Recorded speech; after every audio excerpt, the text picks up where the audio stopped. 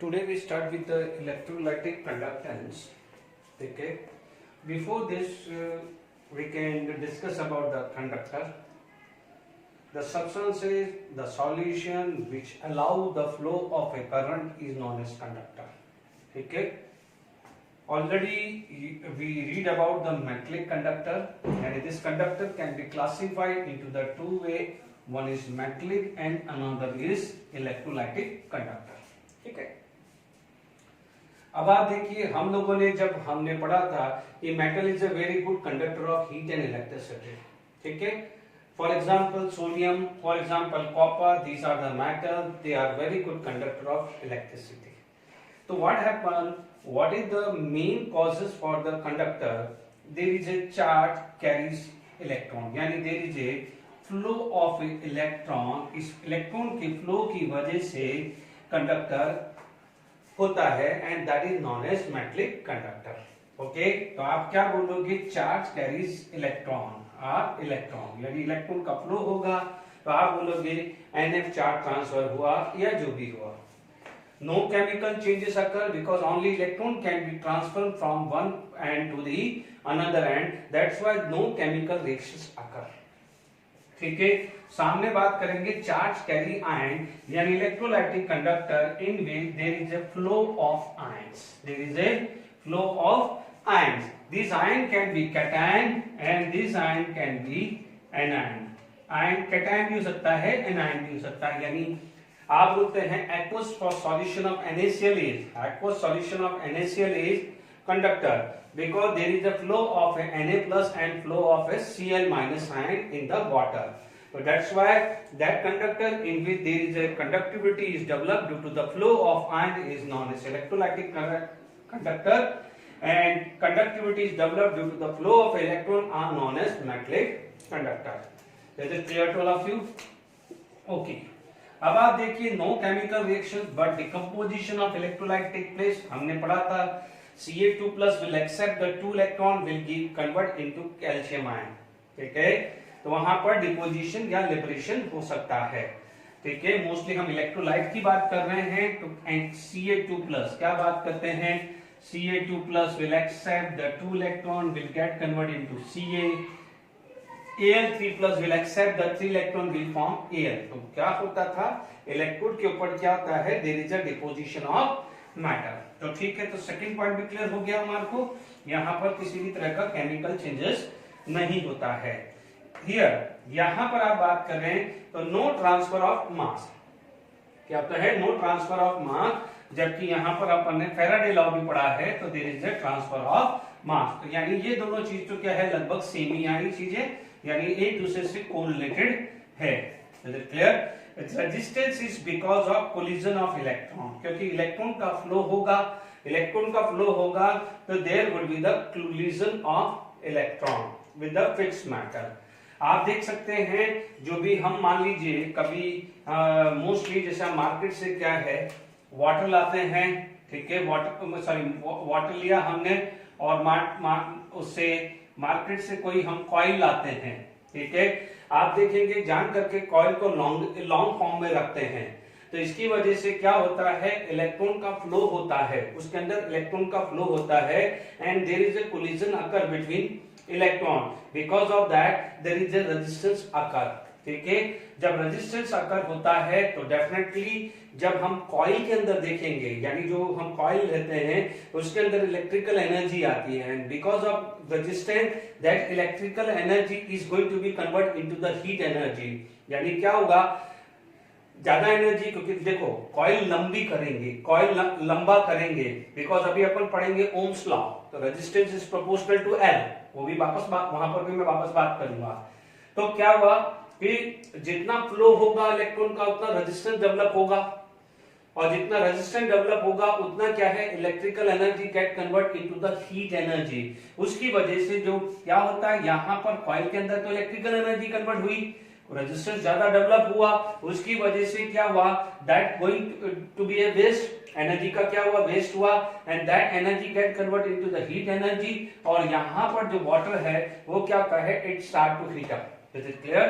तो resistance is because of collision of electron with the fixed matter. जबकि यहाँ पर क्या है, resistance is because of collision of ion, क्योंकि यहाँ आयन का फ्लो होगा। देखिए आप मान लीजिए जिसका फ्लो होगा, इलेक्ट्रॉन का फ्लो होगा तो कोलिजन ऑफ इलेक्ट्रॉन होगा, आयन का फ्लो होगा तो कोलिजन ऑफ आयन होगा विद द सॉल्वेंट मॉलिक्यूल, क्योंकि यहाँ पर इलेक्ट्रोलाइटिक सॉल्यूशन के अंदर हम इलेक्ट्रोलाइट्स का यूज करते हैं। Electrolyte carries the ion, this can be cation and this is going to be anion. हमारे को पता है electrolyte are mostly soluble in a polar solvent, जैसे water is a polar solvent, तो डेफिनेटली क्या हो जाएगा, यहाँ पर मैं जब इसके बाद इसका फैक्टर अफेक्टिंग इलेक्ट्रोलाइट लूंगा तो मैं वहां पर एक क्वेश्चन डिस्कस करूंगा और आईआईटी एडवांस का क्वेश्चन भी डिस्कस करूंगा इस पॉइंट पे, ठीक है। तो अब आप देखिए सॉल्वेंट कौन है, जैसे मान लीजिए मैंने वाटर ले लिया, NaCl को मैंने वाटर में डाला तो Na+ के सराउंडिंग वाटर मॉलिक्यूल्स है, Cl- के सराउंडिंग कौन है, वाटर मॉलिक्यूल, तो क्या होगा, resistance is because of collision of ion with solvent. Na+ का कोलिजन किससे हो सकता है, वाटर का, Cl- का कोलिजन किससे हो सकता है, वाटर से हो सकता है, and because of interionic force of attraction, क्योंकि Na+ is positive part, water का नेगेटिव पार्ट अट्रैक्ट करेगा, Cl- have a negative part, तो वाटर का क्या करेगा, पॉजिटिव पार्ट अट्रैक्ट करेगा, ठीक है ना। जैसे आप देख लीजिए यहां पर लेट इट बी हमारे पास Na+ है, तो Na+ के सराउंडिंग कौन है, वाटर, तो इसका पॉजिटिव पार्ट है तो इसका नेगेटिव पार्ट में अट्रैक्शन होगा। Cl- है तो Cl- के सराउंडिंग कौन है, वाटर, तो इसका नेगेटिव पार्ट है तो कौन अट्रैक्ट करेगा, पॉजिटिव पार्ट। तो आई होप ये 4 पॉइंट आपको क्लियर होगा, ठीक है, पहले से ही लिख दिए तो क्या है, आपका टाइम वेस्ट नहीं होगा, ठीक है। अब देखिए यहां पर नेक्स्ट जो पॉइंट आता है, ठीक है, चलो यहां पर यदि हम नेक्स्ट पॉइंट की बात करें तो ध्यान दीजिए यहां पर जो आपका 4th पॉइंट आएगा, 5th पॉइंट, यहां पर क्या हो जाएगा, resistance is directly proportional to temperature, ठीक है, resistance is directly proportional to temperature, ठीक है। तो जितना ज्यादा टेम्परेचर होगा, फ्लो ऑफ इलेक्ट्रॉन होगा, उतना क्या है, रेजिस्टेंस डेवलप होगा। इज इट क्लियर, यहां पर क्या हो जाएगा, resistance is inversely proportional to temperature, क्योंकि क्या होता है, resistance is inversely proportional to temperature, तो क्या होगा कि यहां पर टेम्परेचर बढ़ा, यहां पर टेम्परेचर बढ़ा, kinetic energy of ions will increase, so the resistance जो है वो क्या हो जाएगा, डिक्रीजेस हो जाएगा। इज इट क्लियर, तो काइनेटिक एनर्जी बढ़ जाएगी तो क्या है, थोड़ा सा मूवमेंट में हिंड्रेंस आ जाएगा and resistance is going to be decreases. Is it clear, यहां पर टेम्परेचर बढ़ेगा तो यहां पर क्या होगा, रेजिस्टेंस बढ़ेगा। इज इट क्लियर, तो आप क्या बोलोगे, टेम्परेचर इंक्रीज किया तो काइनेटिक एनर्जी बढ़ जाएगी, यानी भागेगा, रेजिस्टेंस कम होगा। Is it clear to all of you, आप देखेंगे अब इन दोनों पॉइंट पे देखो, ठीक है, यहां पर टेम्परेचर ज्यादा है, रेजिस्टेंस ज्यादा है, ठीक है।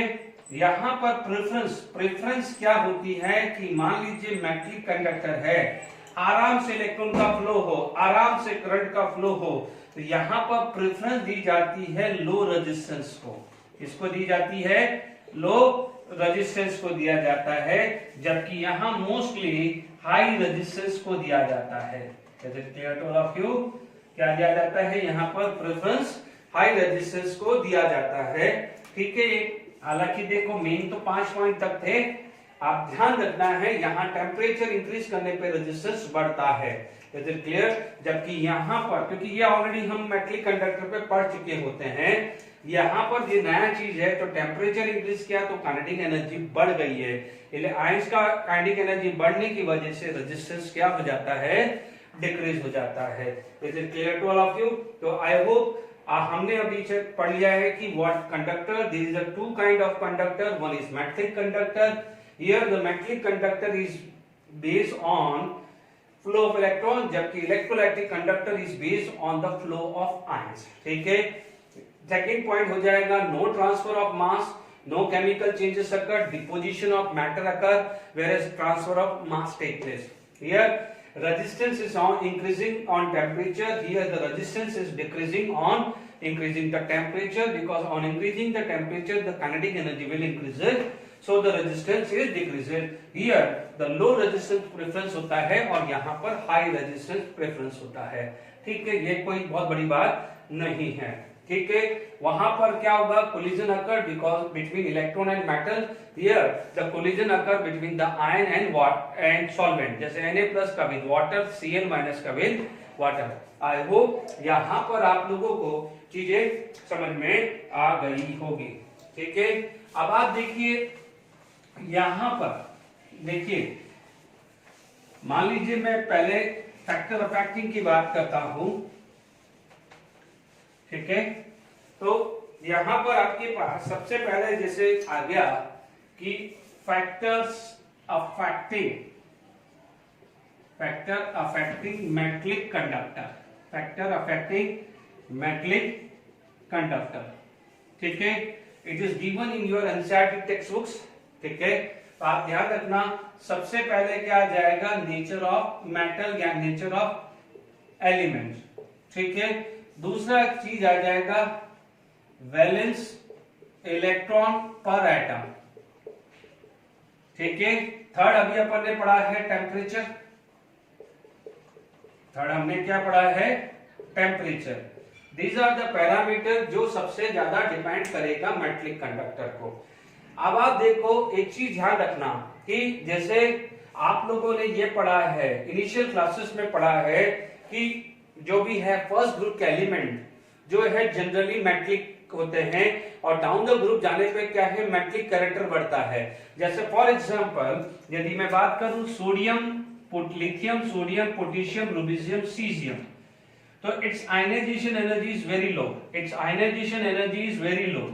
इसकी आयनाइजेशन एनर्जी क्या होती है, लो, यानी tendency to release the electron is very very high for the caesium. तो जनरली आप क्या बोलते हैं कि down the group metallic character बढ़ता है।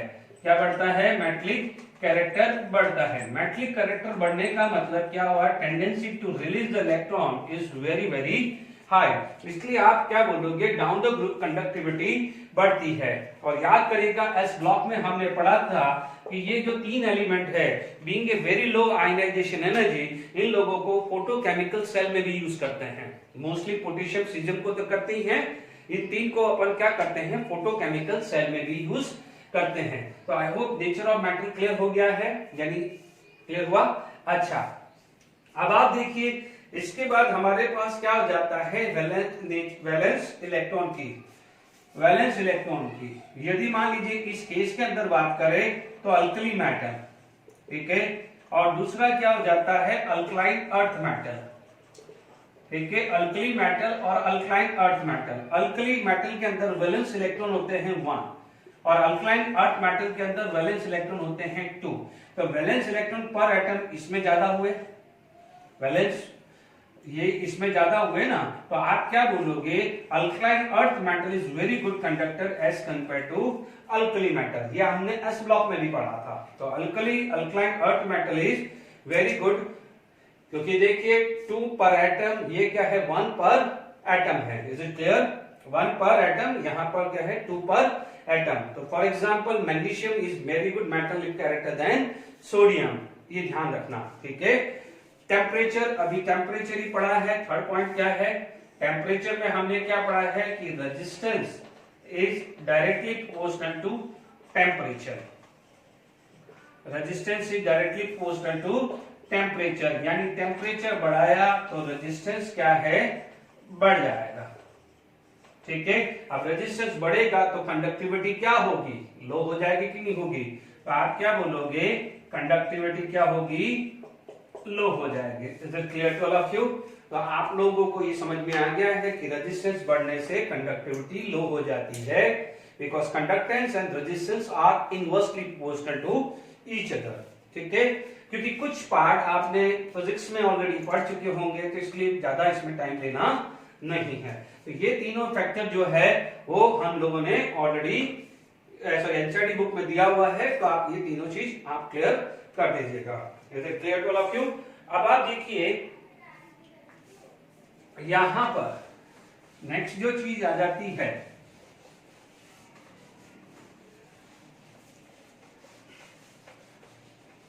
देखिए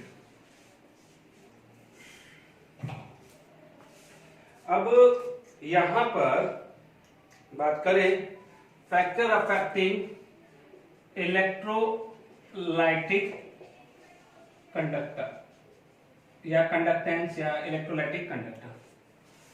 देखिए इसके अंदर सबसे पहले हमारे पास बात करें तो हमारे पास आ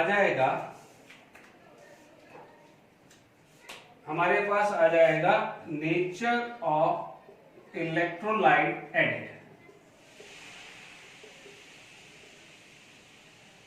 नेचर ऑफ इलेक्ट्रोलाइट एडेड, ठीक है।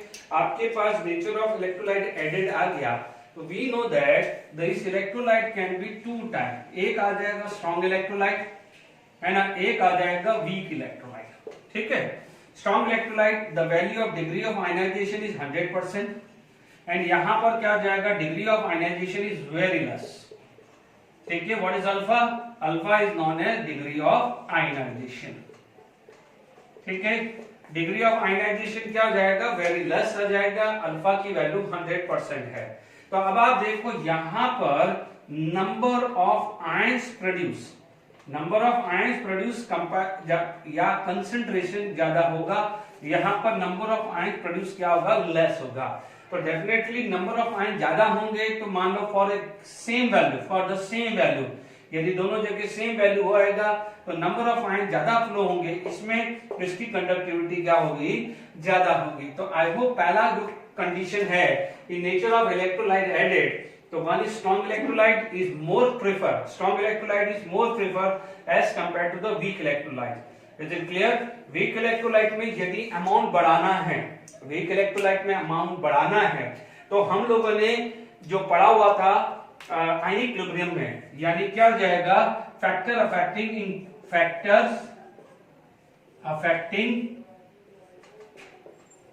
Degree of ionisation. मान लीजिए आपने स्ट्रॉन्ग इलेक्ट्रोलाइट की बजाय वीक इलेक्ट्रोलाइट ले लिए। जैसे वीक इलेक्ट्रोलाइट आप कोई भी वीक एसिड उठा लीजिए, CH3COH, this is the weak acid, HCOH, this is the weak acid. तो वीक एसिड आपने ले लिया, मान लीजिए उसकी कंडक्टिविटी आपको बढ़ानी है, ठीक है। ये अभी अपन फैक्टर अफेक्टिंग लूंगा, फिर भी मैं आपको थोड़ा सा इसमें गाइडलाइन कर देता हूं। तो आप क्या बोलोगे? मोस्टली सबसे पहले ये हम क्या बोलेंगे? आप सबसे इंपॉर्टेंट पॉइंट है कि डाइल्यूशन कर दो, क्योंकि डाइल्यूशन बढ़ेगा तो अल्फा की वैल्यू बढ़ जाती है, पढ़ा हुआ है। डाइल्यूशन कर दो तो क्या है? अल्फा की वैल्यू बढ़ जाएगी। सेकेंड चीज क्या जाएगा? यदि एक अच्छा इलेक्ट्रोलाइट है, वीक इलेक्ट्रोलाइट है, तो सॉल्वेंट को क्या कर दीजिए? ज्यादा से ज्यादा पोलर होना चाहिए। Solvent would be more polar, यानी बेस्ट होता है वाटर। यानी आप प्रेफर करिए कि इसके अंदर क्या है? वाटर ले ले। क्या ले ले? वाटर ले ले। Is it clear? Third case होता था, याद करिए, डिग्री ऑफ आयनाइजेशन। मान लीजिए AB है, it is going to be convert into A plus B minus. This process is known as ionization.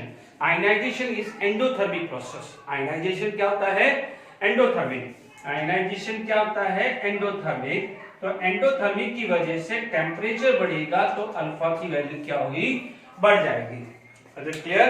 तो यहाँ पर हमने ये चीज पढ़ ली कि मान लीजिए यहाँ पर वीक इलेक्ट्रोलाइट आ भी गया, तो factor affecting degree of ionisation में देखो मेन फैक्टर लिखे हैं, डाइल्यूशन कर दो। यदि आपने वीक इलेक्ट्रोलाइट में कंडक्टिविटी बढ़ानी है तो आप क्या करो? डाइल्यूशन कर दो। डाइल्यूशन करने से अल्फा बढ़ेगा, यानी number of ions per unit volume बढ़ गए तो कंडक्टिविटी बढ़ गई। या आप क्या करो कि सॉल्वेंट अच्छा से अच्छा लेने की कोशिश करो, मोर पोलर लेने की कोशिश करो, प्रेफरेंस दे दी आपने वाटर, है ना। या आप क्या करो? टेम्परेचर बढ़ाओगे, है ना। टेम्परेचर बढ़ाओगे तो कंडक्टिविटी बढ़ेगी। Is it clear? क्योंकि अभी जस्ट थोड़ी देर पहले क्या पढ़ा था कि टेम्परेचर बढ़ाने पे रेजिस्टेंस कम होता है, दैट मींस कंडक्टिविटी क्या हो जाती है? बढ़ जाती है। Is it clear? फिर भी मान लीजिए नहीं भी याद है तो आपने ये चीज देखा है, this is endothermic process, temperature बढ़ाओगे तो अल्फा बढ़ेगा, यानी number of ions per unit volume क्या है, बढ़ जाएगी। यानी ये फैक्टर किसके लिए है, वीक इलेक्ट्रोलाइट के लिए। स्ट्रॉन्ग इलेक्ट्रोलाइट तो ऑलरेडी 100% होता है और उसमें प्रेफरेंस ज्यादा से ज्यादा आप क्या कर सकते हो कि सॉल्वेंट पोलर लेके चलिए। ठीक है, अब हम एक और पॉइंट्स आगे बात करते हैं, नेक्स्ट पॉइंट। चलिए नेक्स्ट जो चीज हमारे पास आ जाता है साइज ऑफ आयंस प्रोड्यूस। तो पहला वाला पार्ट क्लियर हो गया, size of ion produce and solvation energy. ठीक है, यहां पर आपके पास क्या होगा, this is the ion produce from the solute and this is the solvent. तो यहां पर क्या बोला जाएगा, सॉल्यूट सॉल्वेंट इंटरैक्शन। इसे क्या बोलेंगे, सॉल्यूट सॉल्वेंट इंटरैक्शन। अब आप देखो सॉल्वेंट आपका वाटर है तो उस प्रोसेस को बोलेंगे हाइड्रेशन। यदि अदर सॉल्वेंट हुआ, वो अदर देन वाटर है, तो आप उसको क्या वर्ड यूज करोगे, सॉल्वेशन। क्या वर्ड करोगे, सॉल्वेशन। तो सॉल्यूट सॉल्यूट इंटरैक्शन को अपन या तो हाइड्रेशन बोलेंगे if the solvent is water, और यदि अदर देन वाटर है तो आप उसको क्या बोलेंगे, इन जनरल सॉल्वेशन। तो हम लोगों ने पढ़ी हुई हाइड्रेशन एनर्जी भी पढ़ा हुआ है। तो आप ध्यान से समझना, आप एक ही चीज का, एक सिंपल सी बात है, यदि मैं यहां पर फैक्टर अफेक्टिंग इलेक्ट्रोलाइटिक कंडक्टर की बात कर रहा हूं, आपको मैं यदि बोलता हूं कि कंडक्टर इंक्रीजेस तो रेजिस्टेंस डिक्रीजेस, या रेजिस्टेंस इंक्रीजेस तो कंडक्टर इंक्रीजेस, ऑटोमेटिकली चल जाना चाहिए। यानी कंफ्यूजन किसी तरह का नहीं रहना चाहिए, क्योंकि कंडक्टर एंड रेजिस्टेंस जो है एक दूसरे का उल्टा है। आप एक ही चीज सोचिए, आयन जितना फ्री घूमेगा कंडक्टर हो ज्यादा होगी, कंडक्टिविटी ज्यादा होगी। बट यदि किसी आयन को उसका अपोजिट आयन अट्रैक्ट कर देता है, जिसको हम बोलते हैं inter ionic force of attraction. यदि आप बोलते हो कि किसी भी तरह से inter ionic force of attraction यदि बढ़ गया तो क्या आयन फ्री घूम पाएगा, नहीं घूम पाएगा ना। तो inter ionic force of attraction बढ़ जाता है तो आप क्या बोलोगे, रेजिस्टेंस बढ़ेगा। इसका मतलब उसका कंडक्टिविटी क्या हो जाएगी, कम होगा। Is it clear to all of you, because resistance and conductance is inversely proportional to each other. ठीक है, तो यहां पर आपको पास क्या चाहिए कि अच्छा कंडक्टर कौन होता है, जिसमें रेजिस्टेंस लो होती है। ठीक है, आप ये चीज का ध्यान रखना। ठीक है, वहां पर आप देखेंगे solute solvent interactions, water hydration. ठीक है, भले हमने वहां पर लिखा है कि प्रेफरेंस हाई रेजिस्टेंस को देते हैं, पर उससे कोई लेना देना नहीं। आप एक चीज लॉजिक लगा के बैठिए कि यदि inter ionic force of attraction ज्यादा होगा तो रेजिस्टेंस बढ़ जाएगा। ठीक है, अब आप देखो सॉल्यूट सॉल्वेंट, यहां पर आपके पास हाइड्रेशन आ गया है। अब आप देखिए यहां पर आप बात करें हाइड्रेशन की बात करें, किसकी बात करें, हाइड्रेशन और सॉल्वेशन, किसी भी बात करें, ये किस पे डिपेंड करेगा, याद करिए hydration energy is inversely proportional to size of ions. ठीक है, अब आप देखो हाइड्रेशन का मतलब फोर्स ऑफ अट्रैक्शन है। मान लीजिए वाटर मॉलिक्यूल्स है, ठीक है, यहां पर कोई A+ चार्ज है और यहां पर कोई B2+ का चार्ज है। इसका फोर्स ऑफ अट्रैक्शन देखे या वाटर के हिसाब से इसका फोर्स ऑफ अट्रैक्शन देखे, सॉरी यहां पर देखे फोर्स ऑफ अट्रैक्शन, तो इसका inter ionic force of attraction ज्यादा होगा, क्योंकि यहाँ पर +2 चार्ज है, और inter ionic force of attraction जिसका ज्यादा होगा, यानी +2 चार्ज होगा, तो इसका फोर्स ऑफ अट्रैक्शन क्या होगा, बढ़ जाएगा। तो आप क्या बोलोगे, हाइड्रेशन एनर्जी या हाइड्रेशन या solvation is inversely proportional to size of ion या डायरेक्टली प्रोपोर्शनल टू चार्ज। यदि मान लीजिए आपके पास वाटर है, ठीक है, और मान लीजिए यहां पर A+ या C+ है, बट मान लीजिए इसकी साइज लेस है, तो इसका हाइड्रेशन एनर्जी या हाइड्रेशन ज्यादा होगा, इसका जो हाइड्रेशन है या सॉल्वेशन है वो ज्यादा हो जाएगा। ये चीज हमने हाइड्रेशन एनर्जी कंसेप्ट में पढ़ चुके हैं, तो ध्यान दीजिए। यानी पहले हमने चार्ज को क्लियर कर दिया, इसका क्या है, इसका inter ionic force of attraction ज्यादा है, इसमें रेजिस्टेंस ज्यादा मिलेगा, और इसका रेजिस्टेंस ज्यादा मिलेगा तो इसमें फ्लो क्या होगा, थोड़ा डिफिकल्ट होगा कि नहीं होगा, फ्लो क्या होगा, थोड़ा डिफिकल्ट होगा। इसका भी साइज है, इसका हाइड्रेशन ज्यादा है, हाइड्रेशन ज्यादा का मतलब inter ionic force of attraction ज्यादा हो गया, ज्यादा हो गया ना, बिकॉज ये नेगेटिव है ये पॉजिटिव है, तो इसका inter ionic force of attraction क्या होगा, ज्यादा होगा। और आपने पढ़ा भी तो है coulombic force of attraction, it is directly proportional to charge and inversely proportional to size. बिल्कुल सिंपल से है, inter ionic force of attraction बढ़ गया तो क्या ये आयन फ्रीली मूव कर पाएगा, नहीं। आप यदि कोई घूमने जा रहे हैं, पीछे से आपके कोई फैमिली मेंबर या कोई फ्रेंड आपको बोलता है रुक जा भाई, तो आपको क्या मिला, रुक जा, यानी एक अट्रैक्शन मिला। इस अट्रैक्शन की वजह से आपका क्या फ्रीली आप मूव कर पाए, नहीं कर पाए। अदरवाइज आप जा रहे हैं, पीछे से किसी ने भी आपको कॉल नहीं दी तो आप आराम से घूमने जा सकते हो, ठीक है। पीछे आपने देखा किसी ने पीछे से चिल्लाया भाई रुक जाओ, तो आप क्या करोगे, एक बार पीछे मुड़ोगे तो क्या आपकी स्पीड वही रहेगी, नहीं, पहले के कंपेयर में क्या होगी, कम होगी। तो जब inter ionic force of attraction बढ़ता है तो रेजिस्टेंस भी क्या हो जाता है, बढ़ जाता है, ठीक है। इस पर पॉइंट पे एक आईआईटी एडवांस में क्वेश्चन बना हुआ है, ठीक है। तो आपने साइज ऑफ आयन प्रोड्यूस और सॉल्वेशन एनर्जी का कंसेप्ट पढ़ लिया है, यानी साइज ऑफ आयंस कम होगा तो सॉल्वेशन एनर्जी या हाइड्रेशन एनर्जी, फर्क क्या हो जाएगा, वाटर होगा तो उसको हाइड्रेशन एनर्जी बोलेंगे, या वाटर के अलावा कोई भी सॉल्वेंट होगा तो उसे बोलेंगे सॉल्वेशन एनर्जी। साइज लेस होगी तो हाइड्रेशन या सॉल्वेशन ज्यादा होगा, यानी उसका मतलब inter ionic force of attraction ज्यादा होगा। Inter ionic force of attraction ज्यादा होगा तो रेजिस्टेंस ज्यादा होगा, रेजिस्टेंस ज्यादा होगा तो फ्लो ऑफ आयन लेस हुआ, फ्लो ऑफ आयन लेस हुई तो कंडक्टिविटी या कंडक्टेंस क्या होगा, कम हो गया। तो ये भी ध्यान रखिए। और ये भी देखिए, यदि दोनों की साइज लगभग सेम है, दोनों की साइज लगभग सेम है, बट पहले तो अपन चार्ज देखते हैं ना, तो यदि जिसका चार्ज ज्यादा होगा, force of inter ionic force of attraction high, तो रेजिस्टेंस ज्यादा होगा। तो ये आई होप समझ में आ गया। अब सुनिएगा, यहां पर जैसे ये वाला एग्जांपल लेता हूं, ठीक है, वापस से देख लीजिए। आपको याद होगा कि हम लोगों ने एक चीज पढ़ी थी, हाइड्रेशन एनर्जी, हमने पढ़ी थी हाइड्रेशन एनर्जी। तो आपको याद आ रहा है Li plus is greater than Na plus greater than K plus Rb plus and Cs plus, ठीक है। अब इसका हाइड्रेशन एनर्जी ज्यादा है तो इसके अंदर यदि मान लीजिए मेरे पास एक एग्जाम्पल ले लिया कि हाइड्रेशन एनर्जी इसमें ज्यादा हुई, तो यदि मान लीजिए मेरे पास पूछा गया कि इलेक्ट्रोलाइटिक कंडक्टिविटी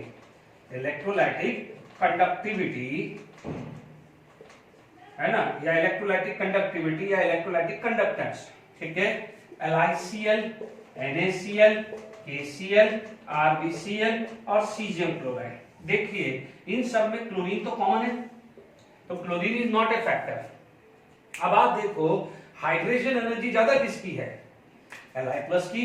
हाइड्रेशन एनर्जी किसकी ज्यादा है, Li प्लस की हाइड्रेशन एनर्जी ज्यादा, inter ionic force of attraction ज्यादा, inter ionic force of attraction ज्यादा, इसका मतलब रेजिस्टेंस क्या हुआ, ज्यादा हुआ कि नहीं हुआ।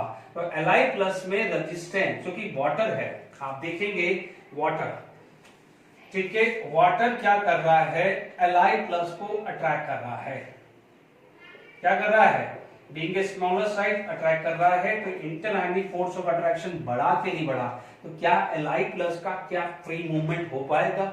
जब Li प्लस का फ्री मूवमेंट नहीं हुआ तो रेजिस्टेंस बढ़ा, इसका मतलब उसकी कंडक्टिविटी यानी इलेक्ट्रोलाइटिक कंडक्टिविटी क्या होगी, डिक्रीज होगी।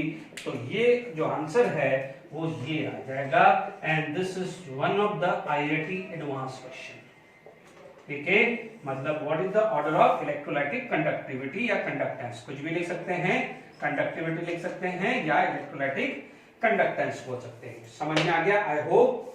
तो साइज ऑफ आयंस कम हुई थी तो तो हाइड्रेशन एनर्जी बढ़ गई, तो हाइड्रेशन एनर्जी बढ़ गई तो Li+ का मूवमेंट, क्योंकि देखिए Li+ घूमने चाहता है, Li+ वाटर के अंदर घूमना चाहता है, बट वाटर मॉलिक्यूल्स Li+ को अट्रैक्ट करके रखेगा, तो Li+ का मूवमेंट फ्री नहीं होगा। क्योंकि आप देख लीजिए कि मान लीजिए मैंने यहां पर इलेक्ट्रोड रखा, यहां Li+ का सॉल्यूशन रखा और यहां पर माइनस और प्लस है, Li+ यहां जाना चाहता है, Li+ यहां जाना चाहता है जैसे इधर है, बट वाटर मॉलिक्यूल्स क्या है उसको जाने नहीं देगा, ये इधर जाना चाहेगा, वाटर अपनी तरफ खींचेगा कि नहीं खींचेगा, आई बात में है ना। आप घर से बाहर जाना चाहते हैं, बट क्या जाएगा, वाटर क्या है उसको अट्रैक्ट करने की कोशिश करेगा, तो Li+ का फ्री मूवमेंट नहीं होगा। Very very important, this is a very very important, है ना, LiCl एंड NaCl ऑर्डर। ठीक है, अब हम नेक्स्ट पॉइंट बात करते हैं। नेक्स्ट पॉइंट अपने पास आ जाता है, next factor, nature of the solvent and its viscosity. ठीक है, नेचर ऑफ द सॉल्वेंट यानी आप इसको क्या बोल सकते हैं, जैसे आपके पास it can be non-polar solvent या it can be polar solvent। ठीक है, पोलर सॉल्वेंट क्या हो जाएगा, एक अच्छा प्रेफरेंस हो जाता है, इट कैन बी प्रेफर। अच्छा, एक मैंने प्रेफर वर्ड से मेरे आया है, जैसे अभी मैंने यहाँ पर लिखा है इलेक्ट्रोलाइटिक कंडक्टर, है ना, तो इट मींस यहाँ पर इलेक्ट्रोलाइटिक कंडक्टेंस बोलते हैं तो सेम ही है, एक जनरल वर्ड लिखा है, ऐसा नहीं है कि sir factor affecting electrolytic conductance कौन सा होता है, तो दीज आर द थिंग्स हैं। वहां पर मैंने जैसे लिखा है हाई रेजिस्टेंस प्रेफरेंस, प्रेफरेंस का मतलब वो नहीं है कि हमें वो रखना है, तो रेजिस्टेंस थोड़ी बोलता है। ठीक है, वहां पर जनरली क्या होता है, हाई रेजिस्टेंस डेवलप होता है क्योंकि आयंस का फ्लो ज्यादा होता है। ठीक है, तो रेजिस्टेंस वहां पर जनरली ज्यादा आता है वहां पर। ठीक है, तो वो एक प्रेफरेंस ऐसा मत समझना। तो क्या होता है कि electrolyte is highly soluble in polar solvent, इसलिए क्या हो जाएगा, नेचर ऑफ सॉल्वेंट में आप पोलर सॉल्वेंट को प्रेफर करते हैं। दूसरी बात क्या जाती है, विस्कोसिटी। विस्कोसिटी का दूसरा नाम हम सॉल्वेंट सॉल्वेंट इंटरैक्शन भी बोल सकते हैं, सॉल्वेंट सॉल्वेंट इंटरैक्शन। यदि सॉल्वेंट सॉल्वेंट इंटरैक्शन ज्यादा होगा, सॉल्वेंट सॉल्वेंट इंटरैक्शन ज्यादा होगा, इसका मतलब विस्कोसिटी ज्यादा हुई। ठीक है, विस्कोसिटी ज्यादा हुई तो रेजिस्टेंस ज्यादा होगा, क्या होगा, रेजिस्टेंस ज्यादा होगा, तो कंडक्टिविटी क्या हो जाएगी, कम हो जाएगी, यानी कंडक्टेंस जो है वो क्या हो जाएगा, कम होगा। तो यानी हमारे को हाई कंडक्टेंस चाहिए, यदि आपको हाई कंडक्टेंस या कंडक्टिविटी जो भी है, आपको हाई इलेक्ट्रोलाइटिक कंडक्टेंस चाहिए, तो आप प्रेफर करेंगे लेस विस्कस। क्या प्रेफर करेंगे, less viscous. Is it clear? तो आपको क्या हो जाएगा, लेस विस्कस आपको सॉल्वेंट प्रेफर करना है। Is it clear? यानी आप देखेंगे सॉल्वेंट सॉल्वेंट इंटरेक्शन ज्यादा है, उसका मतलब आप क्या बोलते हैं, विस्कोसिटी ज्यादा। तो इसका मतलब विस्कोसिटी ज्यादा होगी तो रेजिस्टेंस क्या हो जाएगा, ज्यादा होगा, तो कंडक्टिविटी क्या होगी, कम होगी। Is it clear to all of you? एक सिंपल सा लॉजिक ले लेता हूं, एक बहुत सिंपल सी बात है, वाटर के अंदर एक छोटा सा पीस ऑफ पेपर डाल दीजिए और क्या हो जाएगा, मान लीजिए किसी एक थिक लिक्विड के अंदर पीस ऑफ पेपर डाल दीजिए, फ्लो कहां पर इजी होगा, तो आप बोलोगे वाटर में क्या है, पीस ऑफ पेपर का फ्लो इजी होगा because water is a less viscous. मान लीजिए वही पीस ऑफ पेपर को मान लीजिए हमने लस्सी में डाल दिया, ठीक है, तो लस्सी में तो वो हिलेगा भी नहीं। Is it clear? तो आप देखो what is the lassi, it is a more viscous liquid. Is it clear to all of you? तो ये चीज का आपको खासकर ध्यान रखना है। तो nature of solvent and its viscosity clear हो गया है। नेचर ऑफ सॉल्वेंट में पोलर सॉल्वेंट प्रेफर करेंगे और क्या प्रेफर करेंगे, just it should be a less viscous हो जाएगा। Is it clear to all of you? तो हमारे पास यदि हम बात कर रहे तो हमारे पास क्या हो जाएगा, लेस विस्कस हो जाना चाहिए। Is it clear? इसके बाद यदि देखिए हमारे पास जो नेक्स्ट जो पैरामीटर जो आ जाता है वो आ जाता है next is solute solute interaction, है ना। ये भी सॉल्यूट इंटरैक्शन या inter ionic force of attraction लिख सकते हैं। सॉलिड सॉलिड इंटरैक्शन लिख दीजिए, है ना। तो आप क्या बोलोगे, यहां पर inter ionic force of attraction, inter ionic force of attraction बढ़ेगा तो आप क्या बोलोगे, रेजिस्टेंस क्या होगा, बढ़ेगा, तो कंडक्टिविटी क्या होगी, कम हो जाएगी। Is it clear? तो ये भी ध्यान रखना है कि inter ionic force of attraction कम होना चाहिए। Is it clear to all of you? तो आई होप ये चीज समझ में आ गई है कि inter ionic force of attraction कम चाहिए। Is it clear? अब देखिए इसके बाद यदि फोर्थ के बाद यदि हम फिफ्थ पॉइंट बात करें तो वहां पर आ जाता है concentration, concentration of electrolyte, concentration of electrolyte. ठीक है, आप क्या बोलते हैं, कंसंट्रेशन ऑफ इलेक्ट्रोलाइट की बात करें तो जनरली क्या होता है कि आप देखेंगे तो जो कि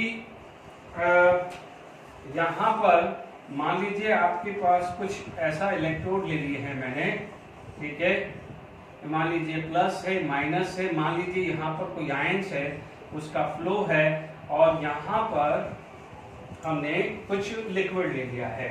ध्यान दीजिएगा, आप देखेंगे यहाँ पर जितना ज्यादा चार्ज होगा उतना फोर्स बढ़ेगा, यानी ये जितना ज्यादा होगा वो इतना मूवमेंट होगा। ठीक है ना। तो अब आप देखिए, यानी आप बोलोगे conductivity it is directly proportional to, यानी कंडक्टिविटी क्या हो जाएगा, डायरेक्टली प्रोपोर्शनल। यदि मैं सिंपल इलेक्ट्रोलाइटिक आयनिक कंडक्टिविटी है, यदि मैं इसकी बात करूं तो आप ध्यान दीजिएगा कि यदि डाइल्यूशन कर रहे हैं, मैं आगे एक वर्ड लिखूंगा कप्पा, यानी आयनिक कंडक्टिविटी, वो अलग है। मैं यहाँ पर इलेक्ट्रोलाइटिक कंडक्टिविटी बात कर रहा हूँ, यानी this electrolytic conductivity are depend upon the dilution. तो ये चीज की गलती मत करना, आप गड़बड़ी करो। तो आप क्या करोगे, डाइल्यूशन बढ़ा यानी कंसंट्रेशन कम हुआ, ठीक हुआ ना। यानी डाइल्यूशन बढ़ने का मतलब अमाउंट ऑफ सॉल्वेंट इंक्रीजेस। देखिए मैं जब भी इसके बाद मैं रेजिस्टेंस कंडक्टेंस लूंगा तो वहां पर मैं कंडक्टेंस लूंगा which is known as ionic conductance.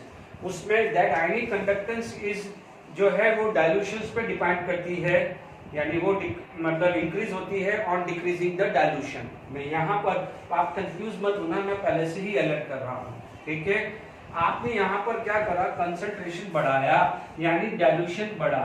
Dilution का मतलब यदि नंबर ऑफ आयंस की जो मोबिलिटी है, मोबिलिटी क्या होगी, बढ़ जाएगी, यानी मूवमेंट। आप एक सिंपल सी बात है, आप ऐसा समझ लीजिए कि यदि आपके पास यदि 1 लीटर वाटर है और मान लीजिए n नंबर्स के आयंस हैं, n नंबर के आयन हैं, और यदि यही वाटर का वॉल्यूम बढ़ा के आपने 2 लीटर रख दिया, आपने क्या कर दिया, 2 लीटर आ गया, तो नंबर ऑफ आयन तो सीमित है, नंबर ऑफ आयन तो सीमित है। जो नंबर ऑफ आयंस यहाँ थे वही नंबर ऑफ आयंस ये थे, बट डाइल्यूशन करने की वजह से आपने क्या करा, वॉल्यूम बढ़ा दिया। यानी क्या हुआ, वॉल्यूम बढ़ने की वजह से ये जो फ्री मूवमेंट है इसका बढ़ गया है। आप एक इमेजिन करके चलिए कि अभी लॉकडाउन में आप फुटबॉल खेल रहे हो आपके रूम में, ठीक है, तो आपकी मोबिलिटी कितनी है, और वही आप जाके गार्डन में खेलोगे या मान लीजिए प्लेग्राउंड में खेलोगे तो डेफिनेटली वहां पर एरिया, नो डाउट वॉल्यूम नहीं है बट एरिया तो बढ़ गया। ठीक है, तो आपको क्या है, डेफिनेटली आपकी मोबिलिटी है बढ़ जाएगी। तो सिमिलरली यदि आयंस को फिक्स करके यदि डाइल्यूशन यानी वॉल्यूम ऑफ सॉल्वेंट आपने बढ़ा दिया तो मोबिलिटी बढ़ जाएगी। मोबिलिटी बढ़ जाने की वजह से आपकी जो कंडक्टिविटी है, मोबिलिटी बढ़ने की वजह से conductivity is going to be increases. तो आप क्या बोलोगे, कंसंट्रेशन जितना डिक्रीज करोगे उतना क्या है, मोबिलिटी इंक्रीज हो जाती है, कंडक्टिविटी इंक्रीज हो जाती है। यानी ये वाला जो फैक्टर है इस पे मैं आगे बात और करने वाला हूं। तो ये ध्यान रखना है, यहाँ पर डाइल्यूशन बढ़ने पे कंडक्टिविटी बढ़ी है। मैं जब आयनिक कंडक्टेंस की बात करूं, ये इलेक्ट्रोलाइटिक कंडक्टेंस की बात कर रहा हूं। किसकी बात कर रहा हूं, इलेक्ट्रोलाइटिक कंडक्टेंस की। तो डाइल्यूशन बढ़ेगी, जब वो मैं आयनिक कंडक्टेंस में बढ़ा दूं तब आप दोनों को, इसको भी और उसको भी, दोनों को एक नोट करके लिख देना, क्योंकि बार बार सर आपने तो कहा था डाइल्यूशन बढ़ने पे ये बढ़ता है, तो वो चीज मैं क्या बोल रहा हूं, यहां पर क्या हो जाएगा, डाइल्यूशन फैक्टर है यानी आयंस पर यूनिट वॉल्यूम, ठीक है, यानी यहां पर वॉल्यूम बढ़ गया तो mobility of ion is going to be increases. Clear? तो ये चीज का ध्यान रखना, कंसंट्रेशन ऑफ इलेक्ट्रोलाइट, ठीक है। तो आपके पास ये भी क्लियर हो गया कि on concentration electrolytic, on increasing the concentration और डिक्रीजिंग द डाइल्यूशन, कंडक्टिविटी जो है वो डिपेंड कैसे करेगी, कंसंट्रेशन कम होगा तो कंडक्टिविटी बढ़ेगी और कंसंट्रेशन ज्यादा होगा तो कंडक्टिविटी कम होगी, ठीक है। लास्ट वाला फैक्टर ऑलरेडी डिस्कस कर चुके हैं हमने। लास्ट फैक्टर क्या पढ़ा था, टेम्परेचर। तो वापस हम बात कर सकते हैं, टेम्परेचर बढ़ा था, काइनेटिक एनर्जी बढ़ी थी, तो रेजिस्टेंस जो है वो कम हो जाएगा। Is it clear? Resistance is going to be less, क्योंकि मोबिलिटी बढ़ेगी, भागेंगे, इधर से उधर भागेंगे तो रेजिस्टेंस क्या होगा, कम हो जाएगा। Is it clear to all of you? तो आपको क्लियर हो गया कि what is the factor affecting electrolytic conductor. Is it clear to all of you? अब आप देखिए, इसके बाद यदि मैं नेक्स्ट जो टॉपिक्स जो लेता हूं, इज इट क्लियर, तो हमारे पास जो नेक्स्ट टॉपिक जो आ जाता है वो आ जाता है रेजिस्टेंस। आप लोगों ने इनिशियल में फिजिक्स में पढ़ चुके हैं, it is represent by capital R, ठीक है। आप लोगों ने सबने ओम्स लॉ पढ़ा हुआ है, तो मैं डायरेक्टली पढ़ लेता हूं, बोल देता हूं। ओम्स लॉ के हिसाब से R is equal to V upon I होता है and R is equal to rho L by A होता है। Is it clear? मैं ज्यादा इसमें नहीं बात कर रहा हूं। Resistance is directly proportional to L and resistance is inversely proportional to area. Is it clear to all of you? आपको मैंने अभी थोड़ी देर पहले बताया था, जो भी हीटर होता है, जनरली हीटर की जो कॉइल है वो उसको बहुत लंबी की जाती है, एक है ना, और उसमें क्या हो जाएगा, हीटर का जो भी एरिया होता है वो कोशिश किया जाता है कि थोड़ा पतला लिया जाए, थोड़ा कम लिया जाए, क्योंकि क्या हुआ, रेजिस्टेंस बढ़ेगा। यदि एक वायर लेंगे, रेजिस्टेंस बढ़ेगा, तो जब हम हीटर के अंदर इलेक्ट्रिक करंट जाते हैं, इलेक्ट्रिकल एनर्जी प्रोड्यूस होती है, because of high resistance that electrical energy is going to be waste. But आपको पता है one form of energy is going to be convert into another form energy. तो वो क्या हो जाता है, जब वो वेस्ट हो रहा है तो एनर्जी का जब लॉस होता है तो that electrical energy get convert into the heat energy. इसीलिए पहले हीटर को हम फूड बनाने में भी काम लेते थे, वो कई जगह यूज भी होता है, या मान लीजिए वाटर को हीट करने के लिए ये आप पर्पस भी यूज करते हैं। Resistance is directly proportional to length and resistance is inversely proportional to area. Is it clear? R क्या हो जाता है, resistance. What is R? It is the resistance and ये आ जाता है that is the resistivity. It is known as resistivity. Is it clear to all of you? Resistance, resistivity, ये क्या आ जाएगा, length of electrode and this is the area, this is the cross sectional area. Is it clear to all of you? तो अब आप देखिए, आपके पास L by A is known as cell constant. L by A को क्या बोलते हैं, सेल कांस्टेंट बोलते हैं। Is it clear? And cell constant की जो यूनिट होती है सेंटीमीटर इनवर्स या मीटर इनवर्स, क्योंकि ये सेंटीमीटर स्क्वायर, तो सेंटीमीटर इनवर्स या metres and metre square metre inverse. मैं अभी से ही क्लियर कर रहा हूं। यहाँ पर जो आगे इसके बाद जब हम इलेक्ट्रोलाइटिक कंडक्टिविटी को और फर्दर डिवाइड करेंगे, अभी तो मैंने इलेक्ट्रोलाइटिक कंडक्टिविटी जनरल लिया है, फर्दर मैं क्लासिफिकेशन करूंगा तो वहां पर ये सब की यूनिट का रूल आएगा। रेजिस्टेंस यानी मैं यूनिट की बात करूं तो रेजिस्टेंस की जो यूनिट आती है इट इज द ओम, ठीक है। रेजिस्टिविटी की जो यूनिट आती है, resistivity it is represent by rho is equal to R into A by L. Is it clear? आप क्या बोलते हैं, ओम सेंटीमीटर, क्या बोलते हैं इसको, ohm centimetre. Is it clear? Check कर लीजिएगा, ये ohm centimetre square divided by centimetre, it is ohm centimetre. तो ये क्लियर हो गया। तो व्हाट इज द यूनिट? तो हमारे पास ये क्लियर हो गया है। Is it clear to all of you? Okay. यहाँ पर रेजिस्टिविटी को कई बार स्पेसिफिक रेजिस्टिविटी भी बोलते हैं। क्या बोलते हैं इसको? स्पेसिफिक रेजिस्टिविटी भी बोलते हैं, तो गड़बड़ी मत करना। Resistivity and specific resistivity are similar term. Is it clear? अब आप देखो, यदि रेजिस्टिविटी की डेफिनेशंस अपन को लिखनी है तो आप क्या बोल सकते हो?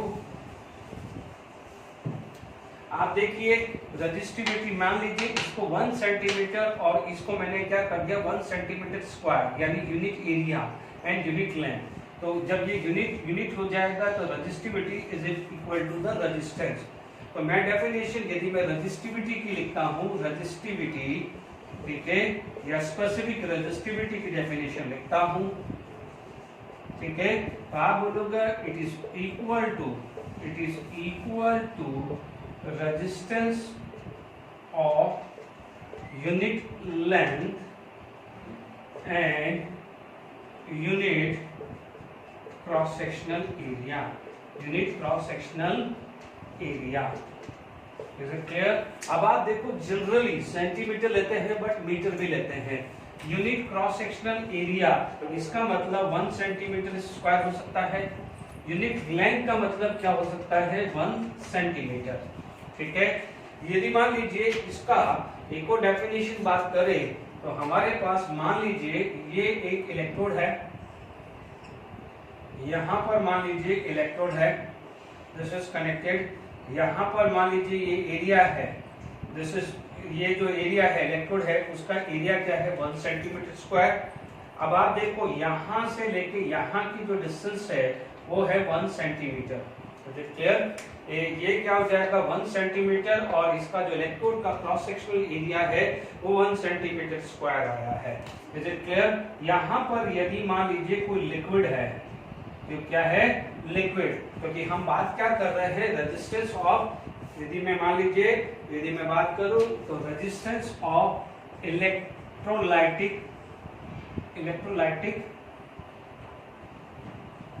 कंडक्टेंस, है ना, क्योंकि अपना टॉपिक तो इलेक्ट्रोलाइटिक कंडक्टेंस ही चल रहे हैं, तो अपन रेजिस्टेंस उसी में बात करके चल रहे हैं, मेटलिक कंडक्टर की बात नहीं कर रहे, वो तो आप पढ़ चुके हो। अब आप देखो इलेक्ट्रोलाइटिक सॉल्यूशन है, ठीक है, इसके अंदर क्या हो जाएगा? ये इलेक्ट्रोड डाल दिया, उसका cross sectional area 1 centimetre cube है, दोनों के बीच में जो सेपरेशन है वो 1 सेंटीमीटर है। तो अब आप देखिए यहाँ पर यदि मैं डेफिनेशन लिखूं तो मैं ये भी तो लिखता हूं कि it is the resistance of 1 centimetre cube of solution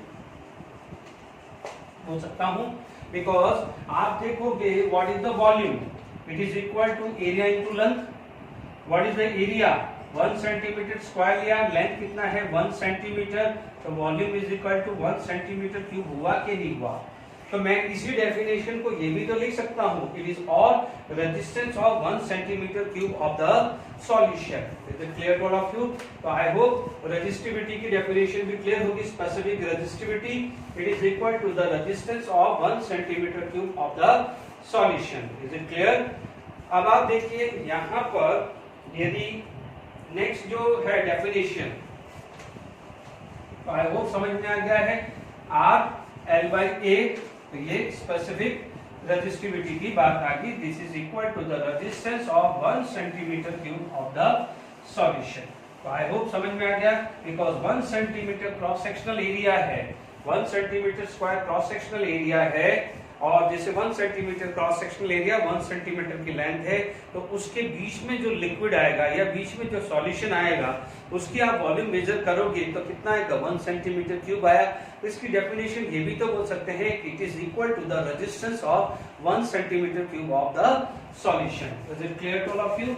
इसके बाद यदि आपके पास जो भी टॉपिक आ जाता है कंडक्टेंस या कंडक्टिविटी, तो मैं यहाँ पर बात करते हैं कंडक्टेंस या कंडक्टिविटी। Is it clear? यहां पर कंडक्टेंस है ना ऑफ दिस, देखो कई बार क्या हो जाएगा जी से भी रिप्रेजेंट करते हैं, कैपिटल जी से भी रिप्रेजेंट करते हैं, तो वो गड़बड़ी मत करना। तो अब आप देखिए व्हाट इज द कंडक्टेंस, तो आप क्या बोलोगे? Conductance is in reverse of resistance. पहली बात तो I conductance is equal to the reverse of resistance, ठीक है। एंड यहां पर एक और वर्ड आएगा स्पेसिफिक कंडक्टिविटी, स्पेसिफिक कंडक्टिविटी। हालांकि कई जगह इसको स्पेसिफिक कंडक्टेंस भी यूज कर लेते हैं, इसको क्या है, कई बार क्या है स्पेसिफिक कंडक्टेंस भी यूज कर लेते हैं, ध्यान रखना, ठीक है, स्पेसिफिक कंडक्टेंस विच इज ये कैपिटल सी या कैपिटल जी भी आ सकता है, ठीक है, कोई भी गड़बड़ी मत करना, but this is represent bye के को क्या बोलते हैं, कप्पा, क्या बोलते हैं, कप्पा, इज इट क्लियर? तो K kappa it is equal to 1 upon specific resistivity which is represent by rho, ठीक है। तो यदि आपसे डेफिनेशन पूछा तो व्हाट इज द कंडक्टेंस, तो आप बोलोगे it is reverse of resistance. आपको पता है कि यदि यूनिट की जो आती है रेजिस्टेंस की वो आती है ओम, तो यहाँ पर जो कंडक्टेंस है उसकी यूनिट आप निकलते हैं, तो आप क्या बोल सकते हैं, it is the ohm inverse, क्या बोलोगे, ओम इनवर्स, या क्या बोलोगे NHO, या सीमेंस बोलेंगे, या S, it is represent bye S। तो प्लीज ध्यान दीजिएगा कि यहाँ पर कंडक्टेंस की यूनिट आप इन चार में से किसी भी तरह से रिप्रेजेंट कर सकते हैं, ओम इनवर्स, NHO और सीमेंस या S से भी रिप्रेजेंट हो जाता है। Clear to all of you? तो अब आप देखो यहाँ पर कंडक्टिव इवेंट्स की बात आई, तो हमारे पास सेम अरेंजमेंट ले लिया, ठीक है, हमारे पास मान लीजिए कोई भी बॉक्स ले लिया है, ठीक है, जिसके अंदर लिक्विड भर लिया है, एक ऐसा मैंने अरेंजमेंट बना दिया है, ठीक है, ये जो है cross sectional area 1 centimetre cube, ये 1 सेंटीमीटर क्यूब है, is it clear, and it is connected with this, ठीक है, ये 1 सेंटीमीटर या 1 सेंटीमीटर स्क्वायर। तो आप क्या बोलोगे, इसी डेफिनेशन को, इसके बीच में कोई लिक्विड है, तो यदि कप्पा की डेफिनेशन आपको लिखना है तो आप क्या बोलोगे, what is the specific resistivity, इसकी डेफिनेशन क्या था, it is the resistance of 1 centimetre cube. तो ये क्या हो जाएगा, इसका अपन पहले इसका डेरिवेशन ले लेते हैं, फिर अपन आगे बात करते हैं। तो K इज द कप्पा, तो इट इज स्पेसिफिक कंडक्टिविटी, ठीक है, तो आप क्या बोलोगे, it is equal to the resistance of 1 centimetre cube. तो आप इसकी डेफिनेशन क्या बोलते हो, स्पेसिफिक कंडक्टिविटी या कंडक्टेंस, इसकी डेफिनेशन क्या हो जाएगी, it is conductance of 1 centimetre cube of solution.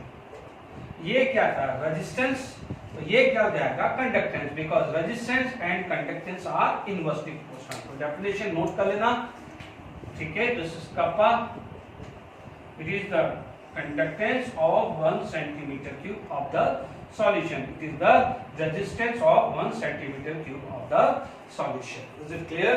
आप कैसे मेजर करते हैं कंडक्टेंस या कंडक्टिविटी, वो भी क्लियर हो रहा है, ठीक है। अब आप देखिए यहाँ पर जो बात कर रहा हूं, सॉरी मैंने रब कर दिए, वापस बना देंगे, ठीक है, तो ये डेफिनेशन नोट कर ली होगी आई होप, ठीक है। अब आप देखिए रेजिस्टेंस, यदि मैं यहां पर बात करूं तो देखिए व्हाट इज रो, या मैं पहले ओम्स लॉ से कर देता हूं तो और आसान हो जाएगा आपके लिए, ठीक है, ओम्स लॉ ले लेता हूं तो और अच्छे से आ जाएगा, ये डेरिवेशन आ जाएगा। मैं लिखूंगा from ohm's law. Ohm's law की बात करें तो हमने पढ़ा है R is equal to rho L by A, अभी पढ़ा है डेफिनेशन। अब क्या करो, क्रॉस कर दो, यानी ये आ जाएगा 1 बाई रो, ये क्या आ जाएगा 1 by R L by A, is it clear, 1 by rho L by A, ठीक है। 1 बाई रो को क्या बोलते हैं, K, तो आप क्या बोलोगे K, 1 बाई R, इसको आप C या G से रिप्रेजेंट कर सकते हैं, ठीक है, C L by A, check कर लेना, यदि एनसीईआरटी बुक में ये कैपिटल G दिया है तो आप कैपिटल G लिख देना, कोई दिक्कत नहीं है ना। 1 by R is the conductance, it is represent by capital C या capital G, whereas 1 by rho is a resistivity, 1 by resistivity is equal to specific conductivity. तो अब आप देखिए यहाँ पर जो फॉर्मूला है इट इज CL/A आ गया। अब आप देखो इसकी C की यूनिट क्या थी, ओम इनवर्स। C की यूनिट क्या थी है, ओम इनवर्स। L की सेंटीमीटर, इसकी क्या आती है सेंटीमीटर स्क्वायर, ऊपर चला जाएगा तो क्या हो जाएगा सेंटीमीटर इनवर्स आ जाएगा। तो ओम सेंटीमीटर इनवर्स। तो अब मैं फाइनली लिख देता हूं यूनिट ऑफ K यानी कपा। पहला आ सकता है ओम इनवर्स सेंटीमीटर इनवर्स या MHO सेंटीमीटर इनवर्स। देखो सेंटीमीटर इनवर्स की जगह मीटर इनवर्स भी आ सकता है, वो आप यूनिट ध्यान रखना। Be careful for this, is it clear. Mho centimetre inverse यहां पर आ जाएगा सिमन सेंटीमीटर इनवर्स या एस सेंटीमीटर इनवर्स। मोस्टली तो आपको ये देखने को मिलेगा, मोस्टली या तो centimetre inverse, S centimetre inverse या एस मीटर इनवर्स मिलेगा। Is it clear to all of you? ठीक है, तो अब हम आगे क्या बात करते हैं कि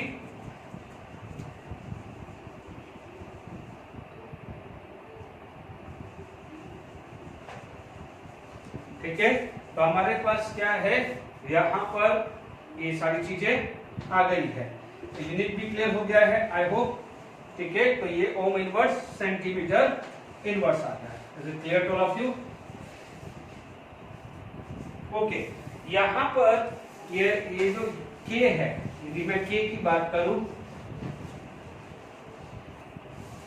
देखिए K का जो है K कपा है ना, डिपेंड्स ऑन, ये बहुत इंपॉर्टेंट है। पहली चीज आयनिक कंसंट्रेशन, दूसरा यहां पर स्पीड ऑफ आयंस। ठीक है, इन दोनों पे K डिपेंड करता है। कई जगह लिखते हैं चार्ज या आयंस पे, है ना। K depend upon the charge या आयंस या आयनिक मोबिलिटी, आयनिक मोबिलिटी या चार्ज जो भी है कुछ भी लिख सकता है। ठीक है, तो मैं क्या लिखता हूं K डिपेंड अपॉन आयनिक कंसंट्रेशन। ठीक है, आप क्या बोलोगे, यदि आयनिक कंसंट्रेशन बढ़ा तो K की वैल्यू बढ़ेगी। ठीक है, इसका मतलब क्या हुआ कि मान लीजिए K 0.1 मोलार है और K यदि 0.2 मोलार पे कंपेयर करें तो आप क्या बोलोगे, कंसंट्रेशन बढ़ेगा तो this value is going to be increased, this value is going to be increased because K क्या था, proportional to, this K is proportional to number of ions, K is proportional to number of ions। अब आप देख लीजिए कि मान लीजिए मैं वापस से वो डायग्राम बनाता हूं, है ना। हमारे पास मान लीजिए डायग्राम है, ये डायग्राम है। ठीक है, अब आप देख लीजिए, मान लीजिए मैंने यहाँ पर 1 सेंटीमीटर स्क्वायर ले लिया, डिस्टेंस मैंने 1 सेंटीमीटर ले ली। अब मान लीजिए यहाँ पर 10 आयन थे, तो 10 आयन की मोबिलिटी। अब आप देखो वॉल्यूम मैंने फिक्स रखा, अब मान लीजिए मैंने 20 आयंस कर दिया, तो 20 आयंस की मोबिलिटी बढ़ेगी। ठीक है, 20 आयंस क्या हो जाएगा, तो आप बोलोगे पहले 10 आयन घूम रहे थे, यानी 10 आयन यहाँ पर मान लीजिए यहाँ पर पॉजिटिव चार्ज है, 10 पॉजिटिव चार्ज इसकी तरफ अट्रैक्ट कर रहे थे। ठीक है, अब क्या करेंगे, 20 अट्रैक्ट करेंगे, 20 अट्रैक्ट करेंगे तो क्या हो जाएगा, K की वैल्यू क्या हो जाएगी, बढ़ जाएगी। Is it clear? तो K डिपेंड, ये ध्यान रखिए, K is directly proportional to number of ions या।